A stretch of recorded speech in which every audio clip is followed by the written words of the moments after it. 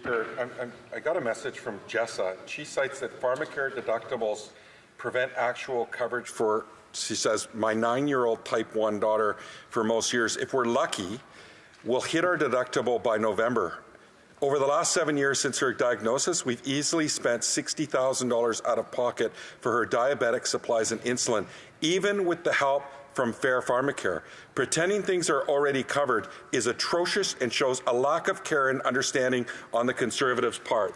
So, Mr. Speaker, what we're hearing from Conservatives, they're more worried about the private insurance companies. Maybe my colleague can maybe she can respond to Jessie and explain to Jessie how she's supposed to deal with her 9-year-old daughter and continue to make sure that Jessie gets access to insulin. Fort McMurray, Cold Lake.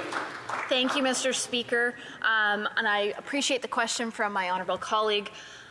Here's the interesting part about this pharmacare scheme that was put forward by this government. It's not actually a plan.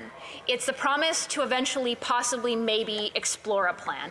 And if this government, the NDP-Liberal government, really were interested in delivering for Canadians, they would have worked with provinces and territories to expand their plans, to go after the 3% of Canadians that didn't currently have a plan or the plans were not sufficient for them, and they would have been able to have pharmacare already delivered to Canadians from coast to coast to coast. But that wasn't what they wanted. They wanted photo ops, they wanted announcements, they wanted promises, but they didn't actually want to deliver for Canadians. And this is this tragic trend that we see after 9 years of this government that is not worth the cost. Because it's all about the announcements, it's not about the delivery. And so, like I've said in my speech on pharmacare, if they actually wanted pharmacare, they would have worked with provinces and territories to develop their plans out so that Canadians could have benefited already. Thanks, Mr. Speaker.